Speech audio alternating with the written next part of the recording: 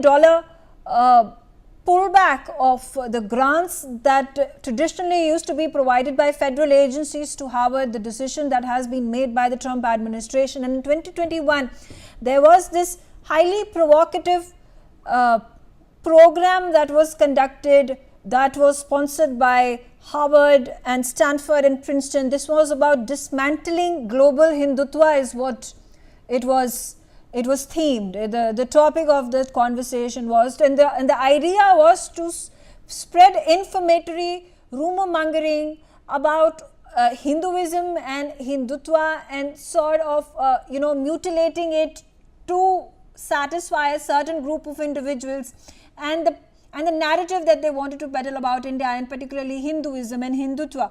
Now here it looks like what Trump is cracking down on is any sort of and quote unquote anti-nationalistic tendencies that international students may have who want to enter into United States of America. I think one of them being spreading the message of anti-Semitism, and Harvard has been scrutinized for this as well by the Trump administration. Do you think it is important at this point to very closely look into and monitor what kind of programs are run in these very established Ivy Leagues, the likes of Harvards and Princetons? Well, Megha, I want to point out there's no reason for Indian students to panic unless they're students who have got a very radical bent of mind, and that is where the vetting of their social media comes in. In my view, vetting is a necessary process, and I think in India as well, we need a lot more vetting, especially of those in sensitive professions, because when you saw that explosion of student sentiment in all these Ivy League places, it happened under Biden. Biden is very permissive. They made a big mistake assuming they can do the same under Trump. The slogans were not just for Hamas and Hezbollah, which frankly are inexplicable. I mean, how do you support Hamas, a terror organization? Hezbollah, which conducted so many acts of terror against Israel. I don't know how you can justify that. But a lot of the rhetoric was anti-US, that the American system is breaking down or broken down, and and all kinds of horrible things were said about the US itself.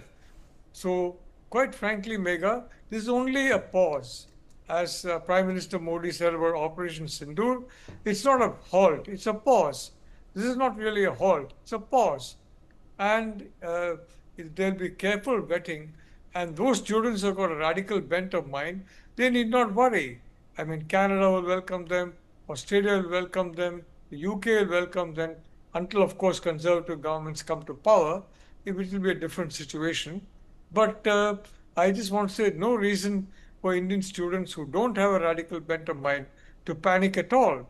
So I think it's quite understandable that Donald Trump did this for a simple reason that he and his national security team were horrified at the kind of slogans these students were raising. Mm-hmm. And I'm sorry to say, not only foreign students, but some US citizens, American students as well. So as a consequence, the increased vetting has come into play. And in my view, there's nothing wrong in that. I think campuses need to be protected from hate speech of any kind.